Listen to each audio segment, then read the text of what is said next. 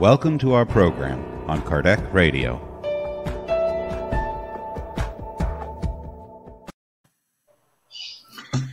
Hello, everybody. It's 7:15, Thursday evening here in Ireland, and most of the countries it's afternoon. But let's do it. So, as you can see, my window here is very dark here already. For those who are on the south hemisphere, it's just to let you know, during the winter time here we got the sunset around 4 o'clock and then sunrise around 9 o'clock. So daylight time here is very, very short.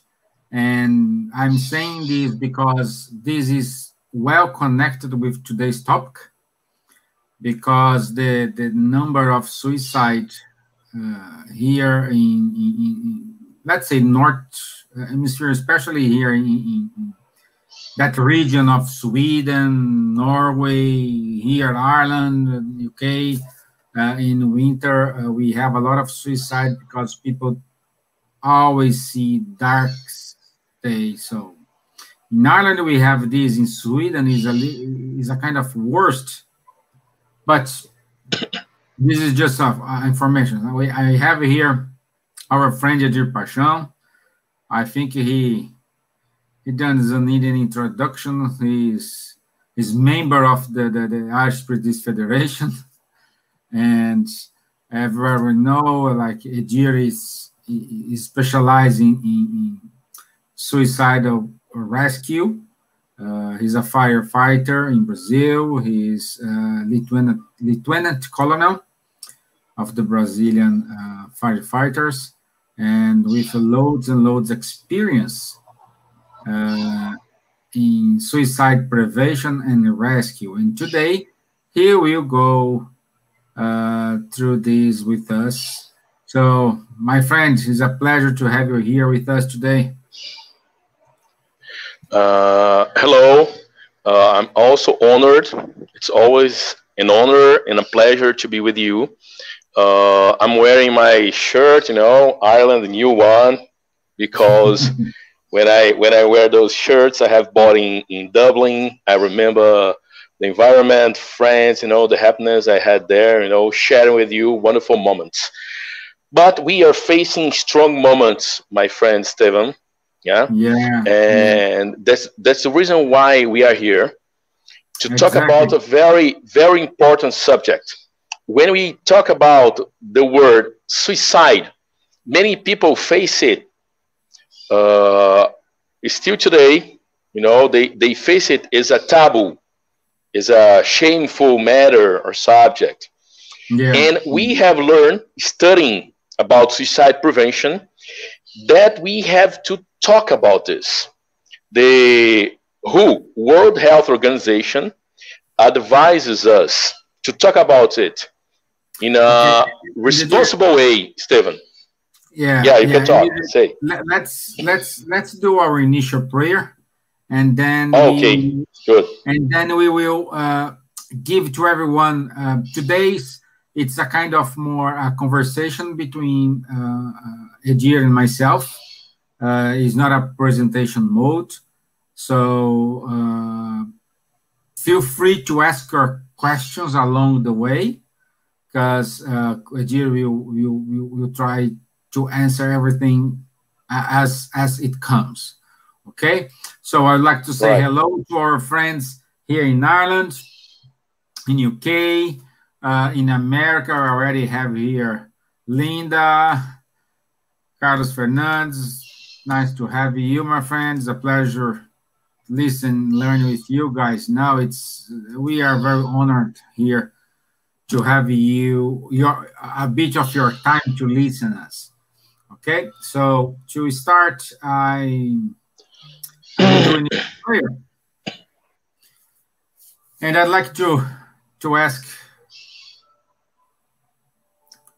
for our mentors of this show, mentors of Ireland, mates of all the countries who are listening us today, be with us.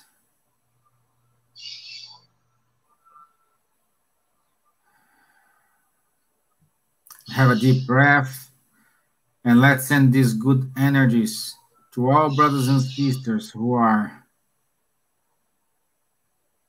in a difficult situation. This situation could be in the hospital, this situation could be at home, especially those who are suffering in silence and they do not find any way out unless the suicide. May this prayer reach them, and for some reason, see the hope in their hearts. May the good spirits enlighten our speaker today, Edir Paixao. So be it. Amen. So be it. Amen. Okay, my friend. So, yes, as you were saying, suicide still kills a lot of people every day. I think I saw a research saying on the first week of January of 2021, we had more than 4,000 suicides. In the first week in the world. Yeah. In the world. Yeah, in the world. Yeah, we're saying here in the world. Yeah. Unfortunately, we have high numbers of suicides in the whole world. In fact, one good piece of news: the suicides are reducing in the world. In Brazil, unfortunately, our suicide burden, our suicide cases are increasing. But in the world, we have a reduction. You know, by the beginning of the century, in 2001, we had kind of 1 million suicide cases in the world per year. Currently, per year, in the last statistics shown by WHO, World Health Organization, I have seen that we have reduced this number to kind of 793. You know, kind of 200,000 people less, you know, have died by suicide. And one important thing too, Stevan, we used to call it die by suicide instead of commit suicide or committing suicide, because the verb commit is used to crimes. And we know that in most of countries in the world, it's not a crime to attempt against your life. We believe that those people need to be helped. If we face it as a crime, we can bring to the subject more, how can I say, feelings of shame. We should not blame people because of that, because we believe there is a phenomenon named thinking constriction. When a person is on existential or suicidal crisis, the vision goes to a tunnel, you know, way, style, and the person focuses on pain instead of focusing or giving him or her attention to solution, you know, or to lessons. You're focusing your problems instead of your solutions. That's it. That's it. Edwin Schneiderman, a very famous psychologist, American psychologist, he would say, he has written in his book, very famous book named The Suicidal Mind, that this phenomenon, you know, the constructed thinking, is very common on people who are suffering, you know, in the suicidal crisis. And there is other phenomenon named ambivalence. The person can goes down, oscillate, you know, between wishing to live and wishing to die, because in fact, people want to kill the pain. want to bear the pain, want to mitigate, they want relief, they want to be relieved. And when they cannot deal with this pain, when they don't find solution, they can think, if I kill myself, I kill the pain together. So most of the times, it's very important that we must be aware of this phenomenon, that people many times don't know how to bear, how to get this relief, and as they don't have these tools or help, they can think about killing themselves. So it's very important to know about this, and it's also important to know that any one of us, Stevan, you, me, a priest, a scientist, a doctor, a psychologist, a psychiatrist, a person that we can look at and say, this person is a very strong person. There is nobody, totally protected against suicide. Because depending on the happenings, on the occurrences in our lives, we can face suicidal thoughts. Because we are human beings. We have our flaws, our vulnerabilities. So it's very important to know, because knowing about the subject, mainly about prevention, we can avoid, we can prevent suicides. In the publication of the World Health Organization named Preventing Suicide, a Global Imperative, we can find there the phrase in the beginning of the publication, suicides are preventable. We can prevent them. How can we prevent suicides? Knowing about this, training people to cope with problems, to help other people, to help themselves. So what we are doing here today, Stevan, we are having a talk to help people to know about this phenomenon, to know that the World Health Organization, that psychologists, or many other kind of researchers, they have studied and brought to us science to fight against it. Of course, we are here, in this website, in this web channel, connected to many people around the world who believe in God.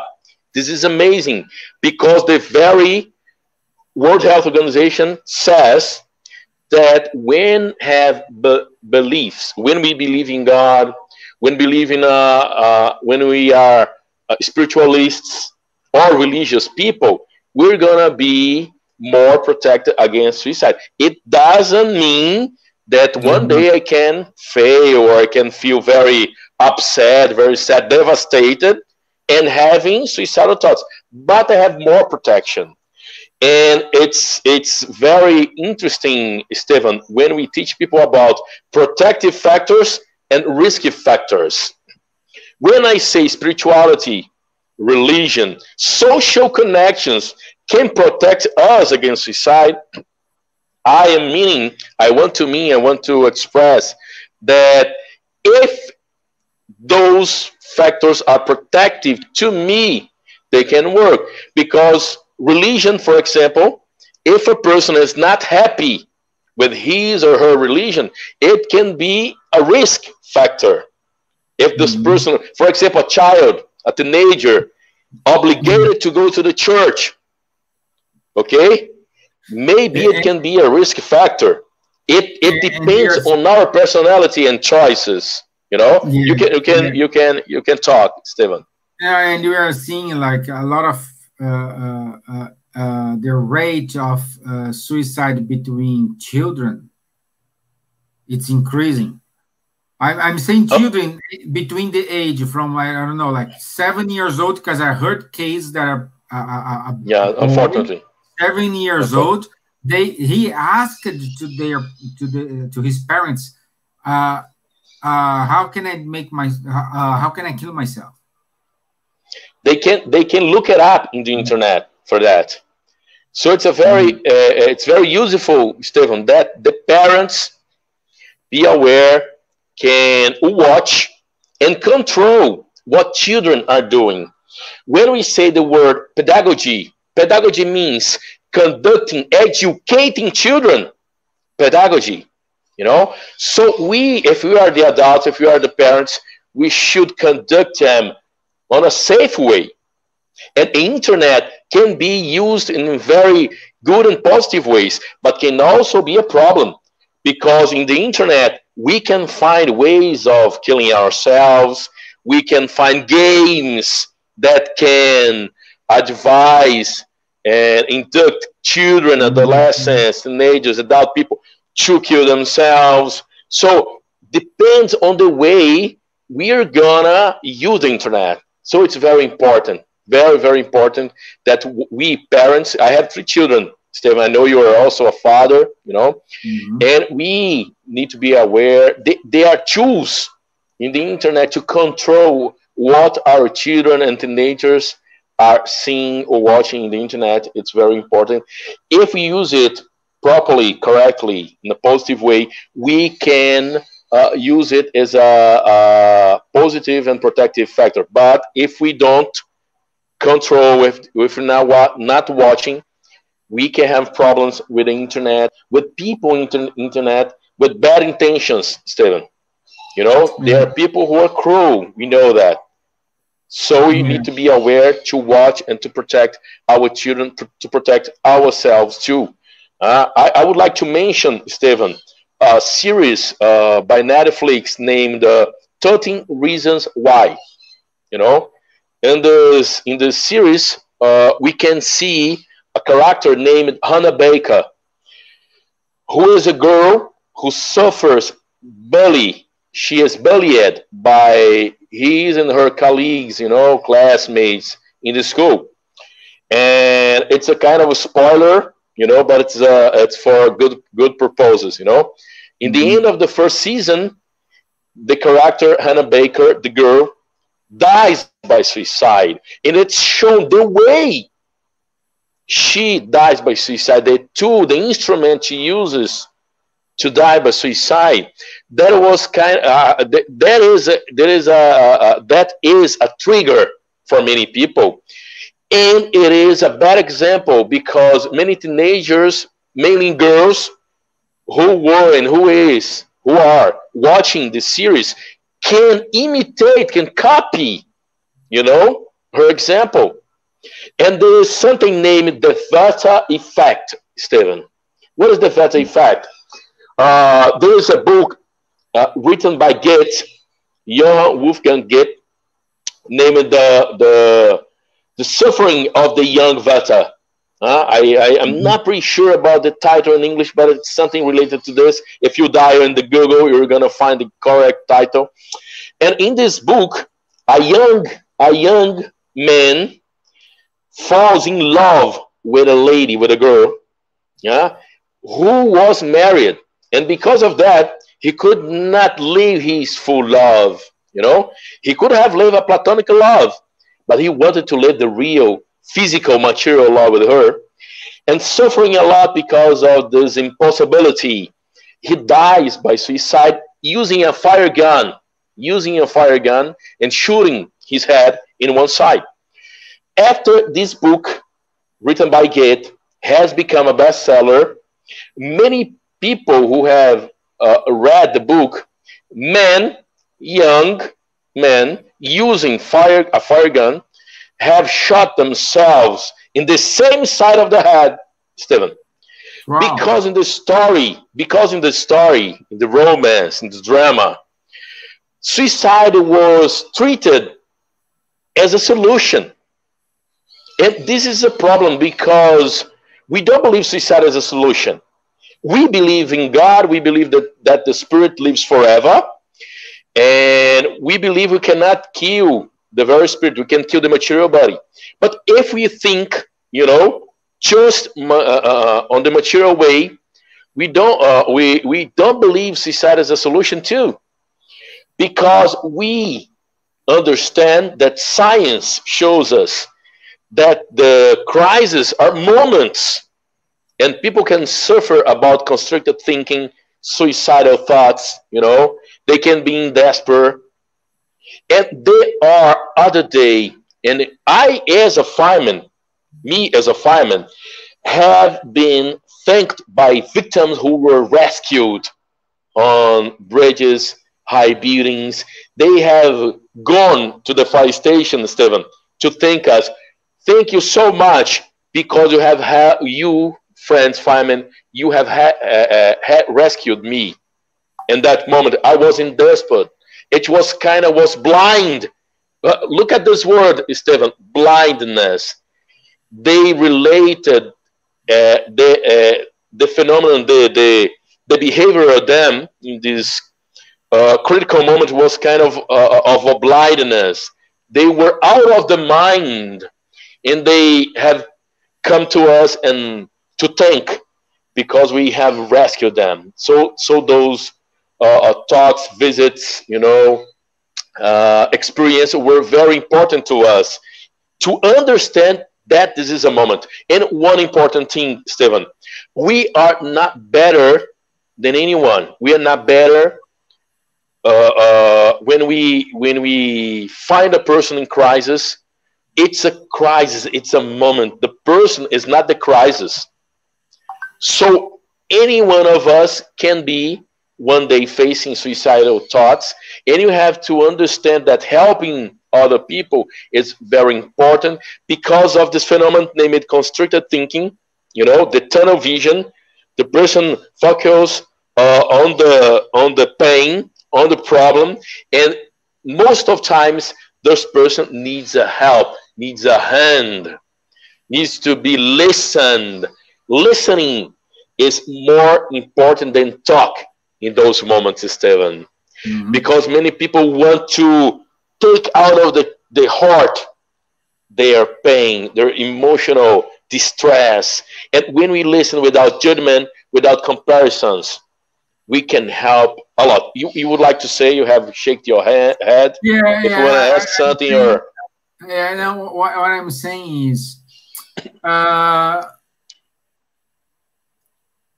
how Spiritism is helping you when you're gonna talk with someone, when you're gonna rescue someone. What I believe Spiritism bring this to you?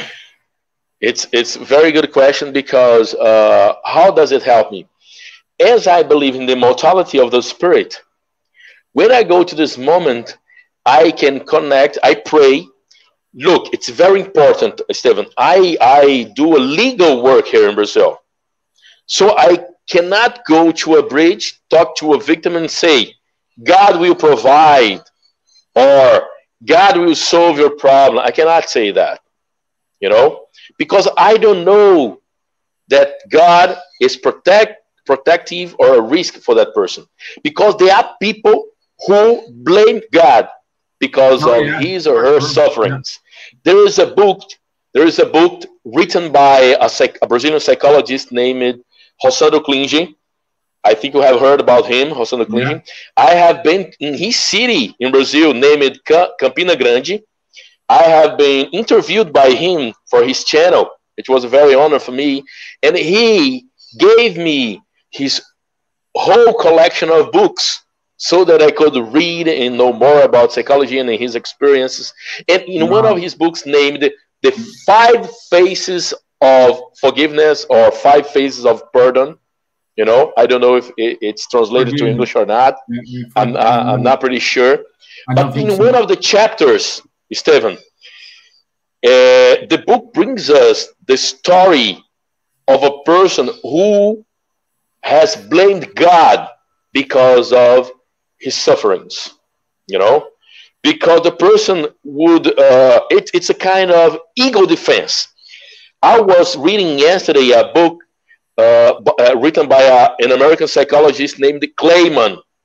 And in this book, he would say that Anna Freud was the youngest child of Sigmund Freud. Anna Freud would list us categories of defenses. We have psychological defenses. For example, to deny something is true. I have friends here in Brazil, Stevan, that they deny COVID-19 is a real problem, that we have no SARS-CoV virus. I respect them, really. We could call it denial. It's a kind of ego defense, psychological defense for the person. You know, projection to say that other people are feeling your bad feelings. It's a kind of projection, you know. And sometimes people have this, how could I say, it's kind of citing. It's other kind of, I don't know the term, the very term in English, but it's like this. I blame you so that I can have mental relief. I say the problem is on you, not on me. When I do that, it's also a kind of denial, you know. It's kind of projection too, and I don't take co-responsibility. Anna Freud, look, Stevan, what Anna Freud is gonna teach us is that sublimation. I think you have heard about this word. Sublimation is the most mature way to face our problems, to self-defense, psychological self-defense. What is sublimation? When we give a meaning to our suffering. This is spectacular. Because when we have a meaning to suffer, we can face things in a mature way. We can accept truths. And we can deal with the suffering to make me a better person, to evolve with this. Friedrich Nietzsche would say that what does not kill us make us stronger. The psychiatrist, what's his name? He has written, Viktor Frankl. Viktor Frankl is going to teach us that despair is suffering without meaning. Despair is suffering without meaning. Wow. A mother who suffers to breastfeed a baby, to working during the day, to stay all night long taking care of a baby or a child who is sick, you know, this mother can suffer a lot. And there are many people who believe that maternity is something romantic. It is not. It's hard. It's real. It is in the movies. It's crude. Yeah. But when this mother connects her suffering to the love, to the feeling of, I will pass by this, I will suffer because I love my children, I want to take care of them. My mother has done the same for me. Now it's my time to do the same for my children. This mother can give a meaning to her suffering, and she won't be in despair. We know, unfortunately in Brazil, Stevan, many women who are mothers, you know, in houses where the fathers have gone away. Fathers have abandoned so many women in Brazil, and those heroic, extraordinary women have taken care of their children, you know, in a wonderful, lovely, superior way. So we bring this teaching of Viktor Frankl, that if you are now listening to us, and if you are suffering, we would like you to try to connect your suffering to a meaning, so that you can bear, you can support, you can endure this suffering. Would you like to ask a question? Somebody has written something here. Stevan, could you read for us? Or nobody wrote nothing yet, but what I would say to you is, it's important what you said, because here in our shows, we keep saying constantly that there is no punishment from God. God is not someone who's going to punish you. Okay? And the hell, it's our conscience, because when we, for example, commit suicide, or when we realize we do to figure out that we harming ourselves unconsciously, And when we wake up, because you said this is a transitory period, no? So transitory period. Yeah, when sure. we wake up from this transitory period, we see what we have done, and we realize the mistakes we have done, and we choose two ways. One way is self-pity, and you start to suffering and say, oh, poor me, I didn't know that, and you keep moving this. Or you're going to say, okay, I screw up. I need to come back. And when I come back, I want to go through these trials in order to overcome the misconducting from my past. Interesting.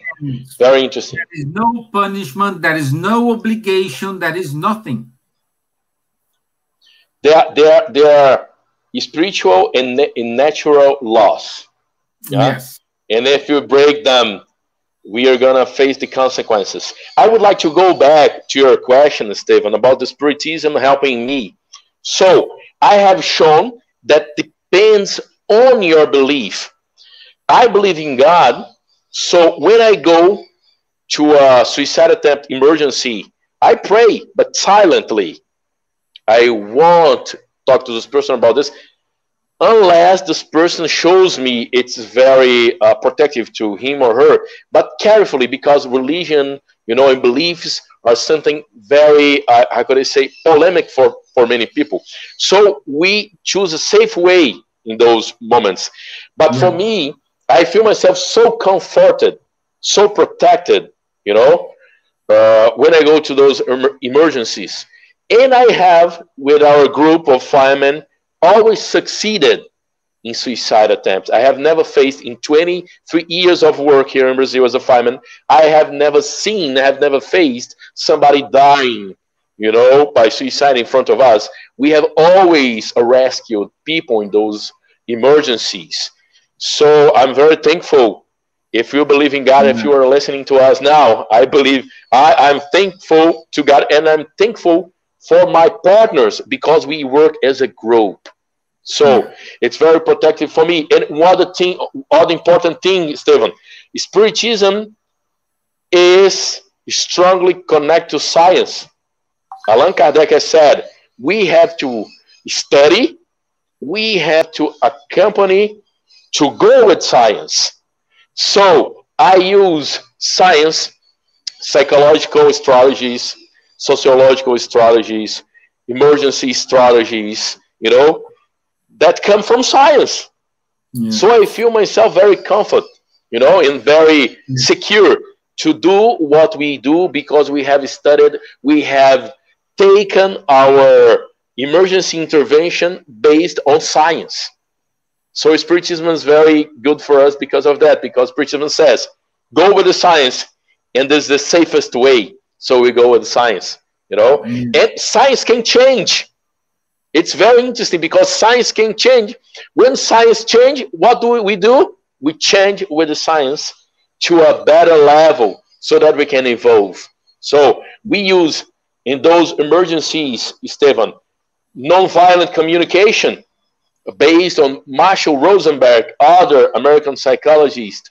We use nonviolent communication during those suicide attempt emergencies. But if you are with a relative in your house, Stevan, suffering of suicidal thoughts, or a partner who shares the apartment with you, you can also use nonviolent communication. You can use active listening.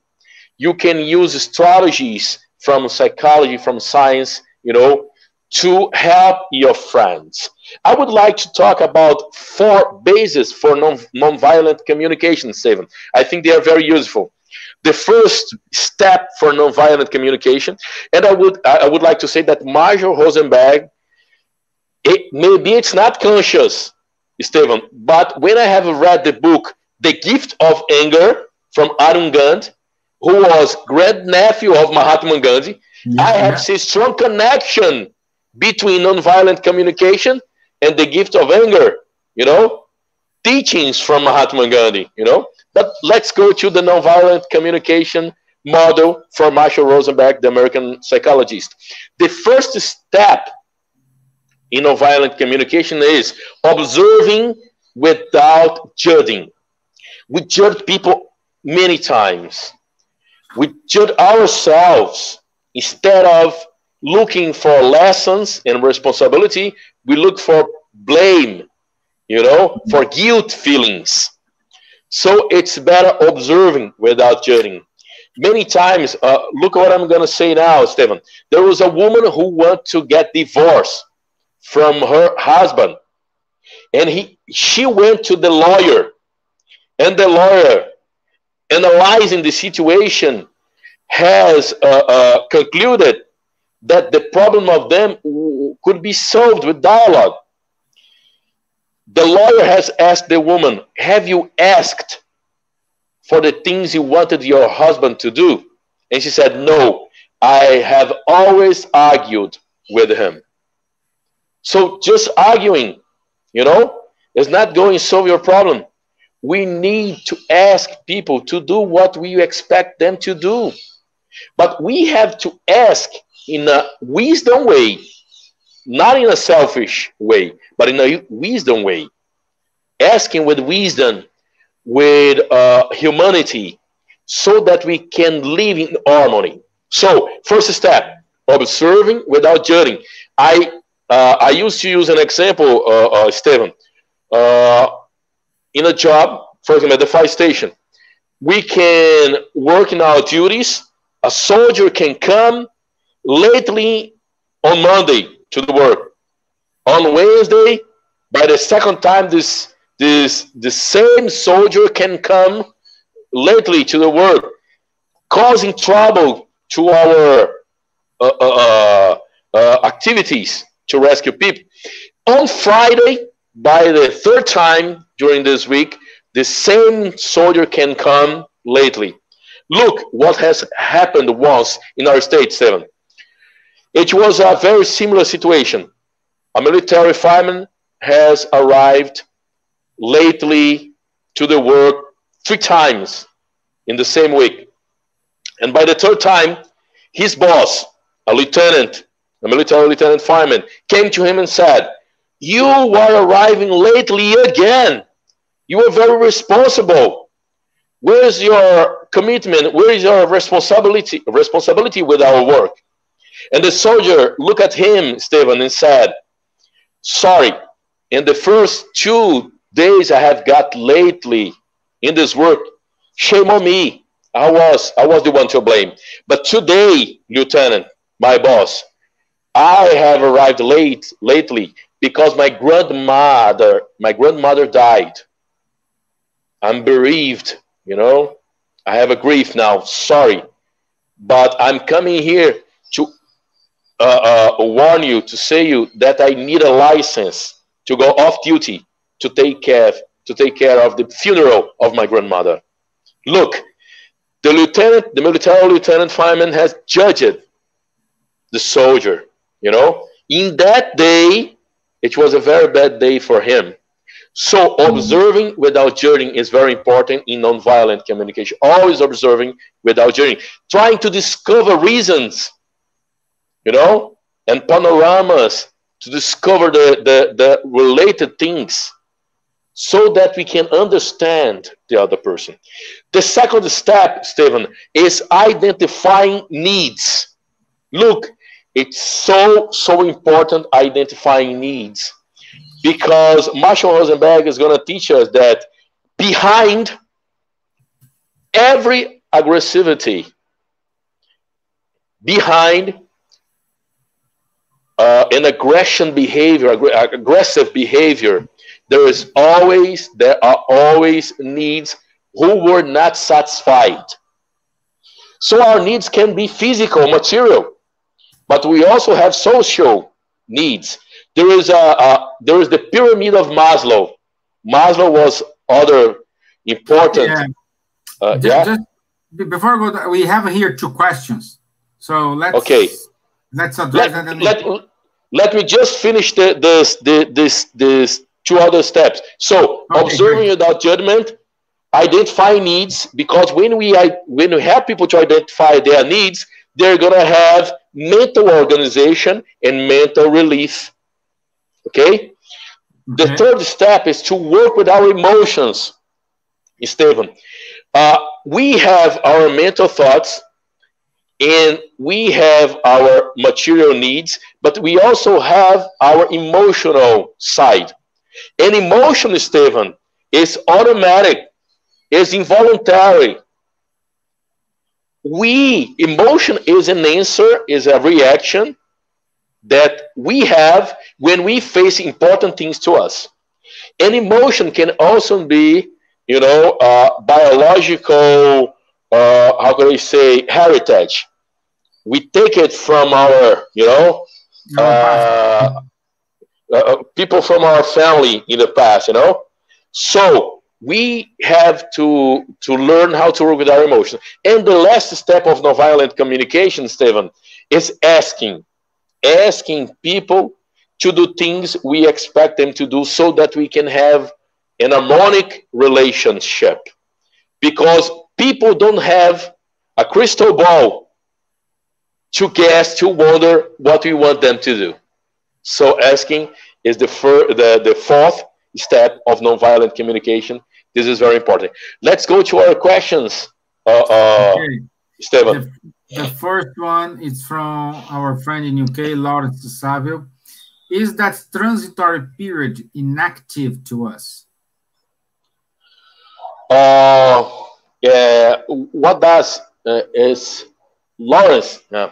What Lawrence wants to mean about inactive? What I have understood from the question, Lawrence. This transitory period has power on us. We are interacting with the Spirit. If we disconnect, if we disconnect from news, disconnect from problems, we can be. It cannot be good, but depending on the person, it can be good, because there are many people who are all the time looking at the news, looking at the website, looking at the WhatsApp groups, and being bombed with news about COVID-19. So many people have died in that country. The vaccine is not enough for the whole population, and so on. So it can cause us mental distress, because of this transitory period. But when we face it and we can control the amount of news that we're going to be connected to, we're going to interact with this moment in a good way. And when we have, it's very philosophical, but we need to think about this and trying to figure out and to find the positive side of this transitory period, so it can be active in a positive way. But if you are indifferent to this transitory period, maybe it can be inactive. I hope it was what Lawrence has asked. If it's not, you can ask again. Then we're going to try to explain. Yeah, just complementing, if I can, is we are. We can suffer anything anywhere. It's not because you are like a military firefighter or a spiritist or a Buddhist or a Catholic, or so you are. You may have like this human being. Could be a trigger to activate the transitory period. So you will isolate yourself in a bubble because you are listening to bad news. You are so focused on that point, you are not interested in what's going surrounding you. And this is the trigger to activate this transitory period. Very important too, Stevan, is that we live times that we need to care about one another. If I don't use my mask, if I don't clean my hands, I'm going to cause damage to my neighbor. So we are, all together in this. We are all together in this. In Brazil, they used to say, Stevan, that we are in the same boat.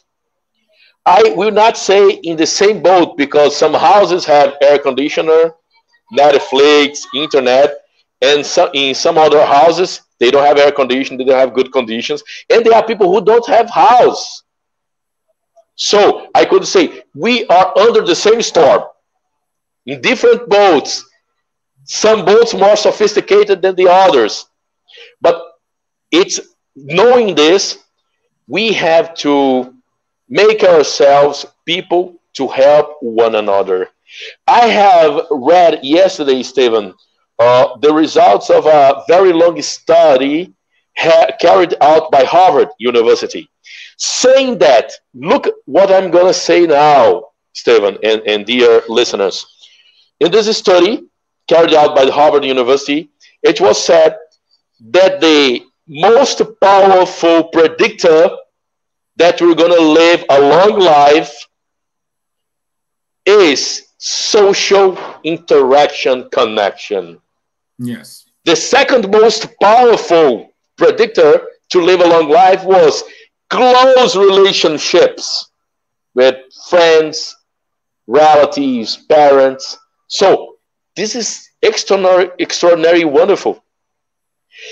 Because knowing about it, look, 8 years long study, Stevan. It's one of the longest studies in human history.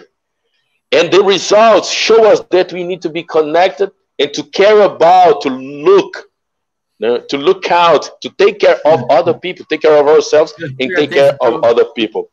Law of Society in the Spirit's book that explains this. We need each other to evolve.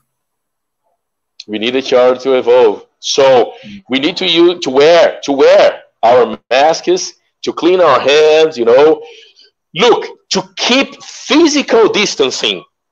This is very important in our talk today because we're talking about suicide prevention during pandemic times. Many people use the expression, social isolation. I don't like this expression, Stevan, because many people have interpreted, they have understood that they should be isolated from the others. But we are here, 1,000 kilometers of distance from one another, from each other, and we are connected socially, psychologically, mentally. I prefer the expression physical distancing, Stevan, because we can be far from each other, but we can still be connected, social connected, psychological, emotionally connected. So I would like to strongly advise, let's use the word physical distancing. We have to keep physical distancing when you go to a supermarket, to a bank, to a school, but we don't have to be socially isolated. I think this is very important. Is there other question, Stevan? Yeah, there's another question from Young Marx. For sure, the prayer and the reconnection to spirituality, to who intend to commit suicide is very important. But what's the first thing to avoid? To avoid, it's kind of paying observation through the behavior. What's very important question. I think I got it, Stevan. Praying, I think this is wonderful. We have research being carried out around the world about the power of prayer, prayer. And I do believe in this, but it has a limit. If you are living in a material world, we need to use the material things to work properly to help other people. So I have said in the beginning of our talk today that there are 3 things very important to suicide prevention. Compassion, hope, and connection, hope, and compassion, hope, and connection. So we need to observe other people, to observe ourselves for signs, alert signs. There are signs that they are showed orally or with our behavior. If you have a friend who is giving his or her personal belongings, it can be a behavior sign, alert sign to suicide. Because we have seen this in Brazil, other researchers around the world, when a person gives up, quits of life, the person can go and give him or her, his or her personal belongings. This is a sign. When a person says, I want to sleep forever, it can be an oral sign. How? Because sleeping forever, it's very similar to that. Because Thanatos, and Hypnos, Greek gods, to the sleep and to the death, they are twin brothers in Greek mythology.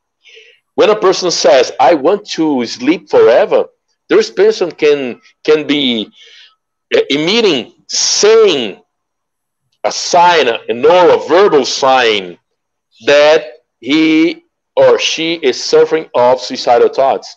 I have to be alert. When a person likes to play the guitar and suddenly, without explanation, this person stops. What I want to say, changing behavior or something that you like, your habit, without reasons. Mm-hmm. If the person says, no, I have problems with my fingers, they hurt, they are aching, so that's the reason why I'm not playing the guitar. But if you don't find explanation, it can be a sign. There is other sign, lack of desire of doing things. The person wants to lay down the whole day on the bed. It can be a sign.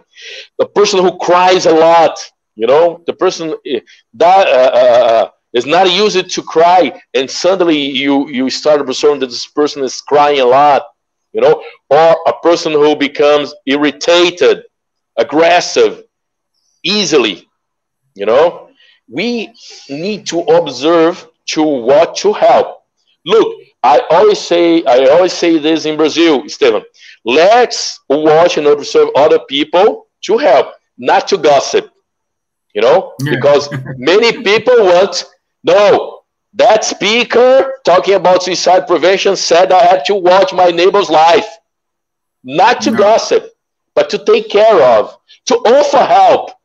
If you see some of those alerts that can be expressed by orality, by verbal communication, or with body communication. Our body talks. Look, our mouth can speak and say lies, but when our body talks, it never lies. It never lies. I like that. So we have to be very aware about non-verbal communication, behaviors, so that we can identify, to spot, and seeing people suffering over those signs, we can help.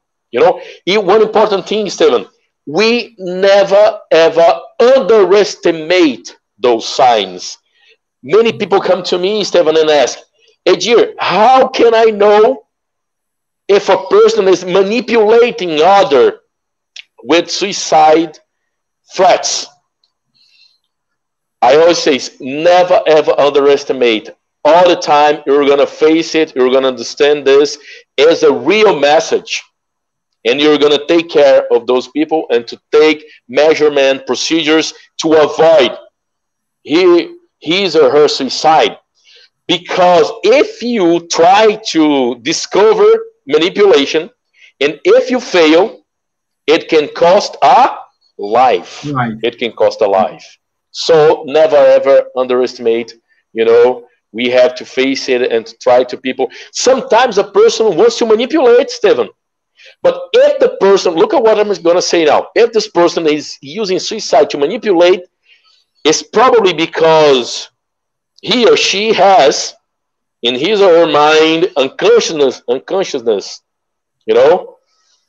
suicidal thought or desire. So you need to be very aware, watch other people to take care, to offer help, because tomorrow can be our day to receive this help. This is wonderful. You know that we train firemen here in Brazil, policemen, people, health, how could I say, first responders, and we have a course here to train those professionals to work in suicide attempts and emergencies. And the symbol of our course, Stevan, is two arms, holding one another in the horizontal position to show that as human beings, we are not better than one another. We need to have solidarity. We need to help, each other so that we have a better world. Because together we go farther. Alone we can go faster, Stevan. Alone we can go faster, but together we go farther. I know that you work in the Brazilian army, and in the army they say there's a lot. Together we can go faster, but together we go farther. And the most important is to get farther than going faster. That's the time we have reduced. We have slowed down. We have to slow down our speed, Stevan, because of COVID-19. Let's get together to go farther. I do believe we're going to prevail against those hard times. Is there any other questions, Stevan, or you want to ask? Yeah, we have here. Patricia asked two questions in the same, so I put one, then we have the second one. I'm sorry, but I am not sure if I agree with some of the topics here. Many women in Brazil and around the world are murdered by their parents. Should they ask to their husband to stop physical abuse before trying to get divorced? Stevan, Patricia, you are right. I agree with you. If in one side, being at home with our families have protected us against suicidal thoughts, on the other hand, there are many husbands who had abused and beaten their wives and even killed their wives.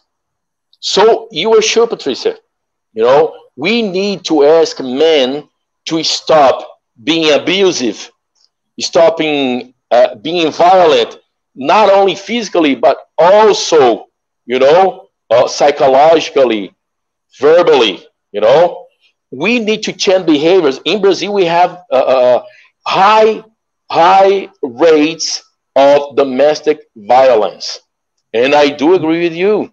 You need to be aware about this other side. Oh, you can talk, Stevan. I just say, and I think perhaps the first step here is recognize you are in an abusive relationship. Once you recognize it, is the first step you have to do. Because always you're going to say, today he was angry or he was sad, he beat me, but everything's okay. And always you're going to give excuse when you have that kind of abuse, and you do not recognize you are in an abusive relationship. I agree. I also agree with this. Many people, look, what I'm going to say now, Patricia, I think there are men that they don't recognize when they are abusive because they were raised to behave like that. It's cultural. And we need to change the culture, because some men were raised to believe that they were superior to their women and that they had the right even to beat them. Maybe you agree with me that in some cultures, in Brazil, in some cities, states, men are raised like that. They are taught by their parents that they are superior and they have even the power to beat their women. That's very bad. We need to change the culture, and we need to break the cycle of hate. I used to say this in many speeches in Brazil. We need to break the cycle of hate. For example, I was raised, maybe Stevan was raised by his parents. I was raised by my parents, and I was beaten, physically beaten many times, Stevan. Maybe you were too. Yeah. I don't beat my children. I don't spank them. I educate them talking, And I could say, as I had been beaten, now I'm going to take care and raise my children the same way. But when I have studied and I have understood that was abusive, that was wrong, I said to myself, I need to stop to break the cycle of hate.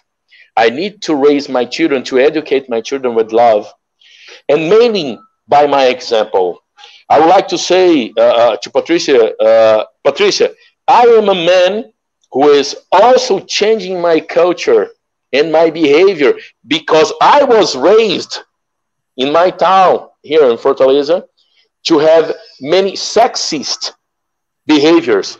So I have been studying and learning and trying to change myself, you know, to have equality. That's what we have to do. Admit that we don't know anything, to be humble, and to change so that we can evolve. And Stevan, if Patricia doesn't know, my wife, Patricia, is a police chief. She's a very strong woman. She's the one who bears, you know, the gun here. I'm totally against gun selling, but as she is a police chief, she needs to use a gun. She's a very powerful. That's not the reason why I'm afraid of her. You know, I love her, I respect her, and I think we have a very, very good relationship. You know, but of course, when I think of being in that days, then in a bad mood, when I think to be aggressive verbally, I know it's better be silent. You know, my wife is the boss in my house. You know. But jokes apart, it's a very important subject. Thanks a lot for your question, for your words, and we do need, you know, to change behavior and to evolve in this point. Okay. Is there any other question, Stevan? Yeah, there's a last question here because we are over time. Okay. I see young people go through serious stress during the age of 18, 30 years old. How can we help them during this stage of life? They have a hard time just with life itself. Very good question, Linda. Linda, thanks a lot for your question. In this age, from 18 to 30, the World Health Organization is going to say 15 to 29, but 18 to 30 is almost the same range, you know, of age. Young people are facing a different world that we have, that we were used to. Stevan and me, we didn't have a mobile phone. We didn't have Facebook. We didn't have Instagram. But nowadays we have. Look, when Stevan and me have, how can I say, finished the first relationship with the first girlfriend, we have surfed. I have surfed a lot. I don't know if Stevan remember of that, or if he has got married to the first woman of his life. I don't know. No, but I had some other girlfriends before being married to my wife. You know, I remember when I have when we broke up. You know, my first girlfriend and me. I have surfed a lot. Today, when a young person have, you know, finishes a relationship, this person goes to Instagram, go to Facebook, and starts stalking, watching all the time, seeing during night, you know, the other person's life. And when this other person starts a new relationship, that person can, you know, still be there watching this and suffering. So I'm giving just one difference, but there are many others in this different world, you know, that those young guys are facing. Getting a job is harder today, in my point of view. We need much more study. In Stevan's time, in my time, if you were graduating, Stevan, it was okay. You're the top. You're the top. You are graduating. Wonderful. Speaking English. Oh my God. You were a genius. If you don't speak English today, you're going to stay behind in the work market. You know, so they are facing a very hard moment. What can we do to help them? Offer help, not judging them, not saying what other people have said to us. We're going to give the world to you. We're going to destroy the world. But we are here. We are here. We have grown up and we are here taking care of the world. We have to give them, you know, this chance to show their ability. We would call them millennials. Of course, they have a different culture, different way of talking, different way of behaving. We need to go for a more understanding style of relationship to show that their moment is different, and without comparisons and without judgment. This is so important, because we used to say, your life is very easy. In my time, it was very hard. You don't know what is suffering. But suffering is very personal. The way Stevan suffers is different the way I suffer. Maybe Stevan can suffer because his soccer team has lost a match. Maybe I don't care about soccer. So it's very relative.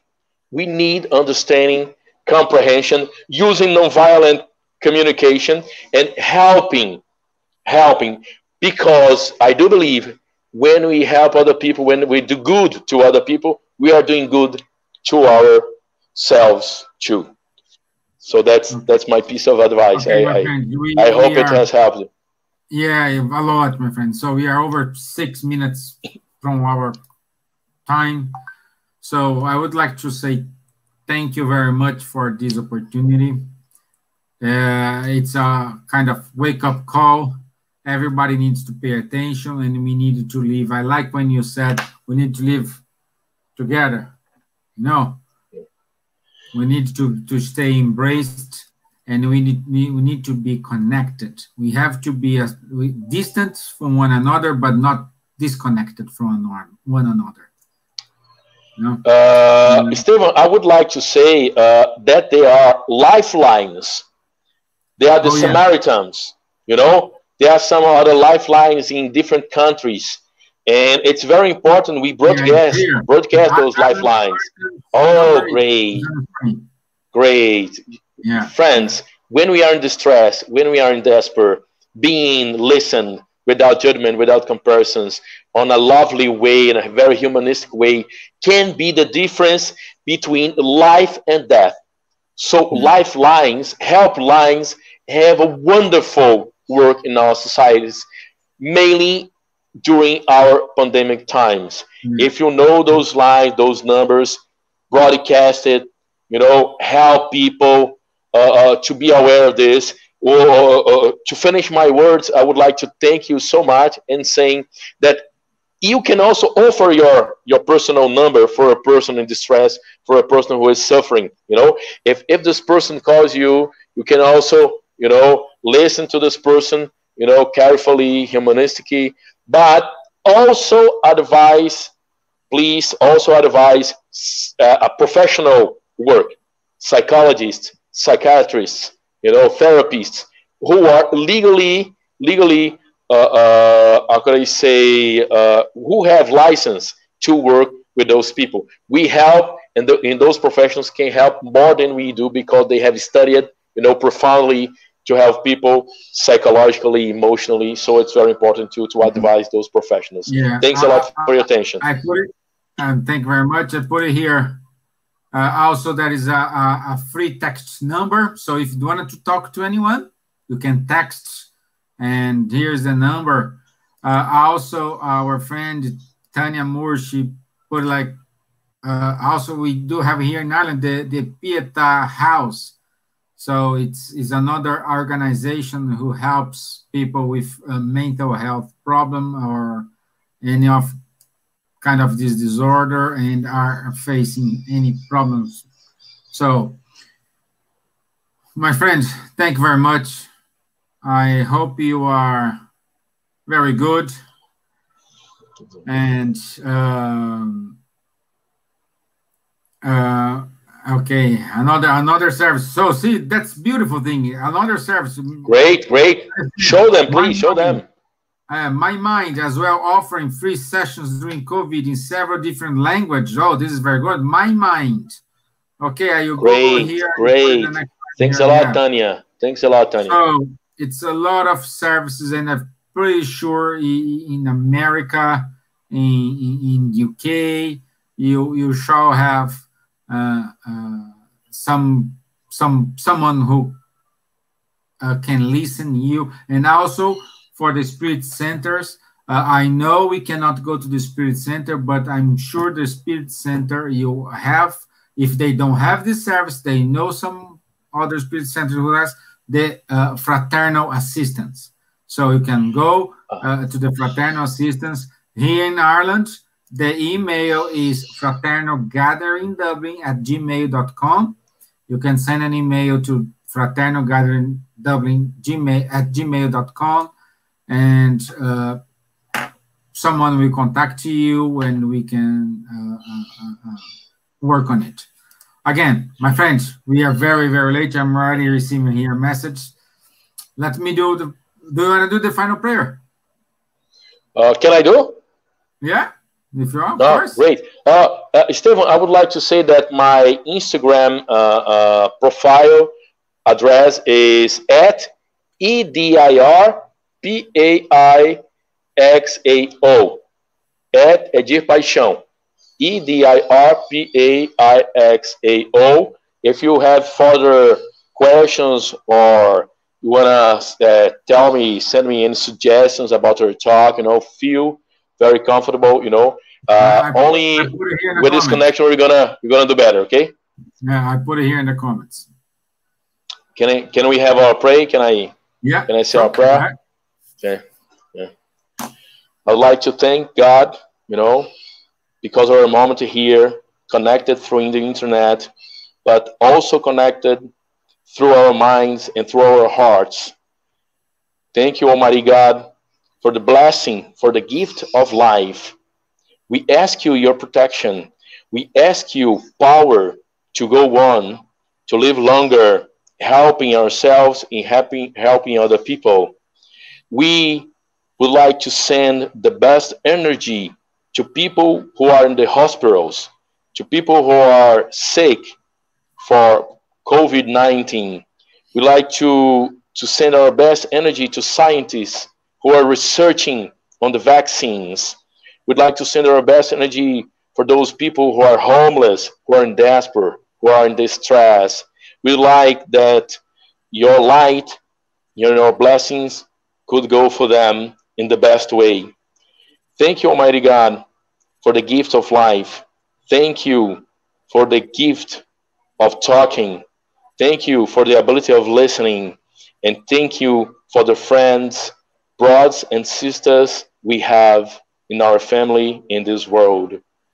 They are very important to us. Thank you, and that we can go for life with faith and hope. Amen. So be it. Okay, thank you, my friends. Thank you very much. Have a nice day. Bye-bye.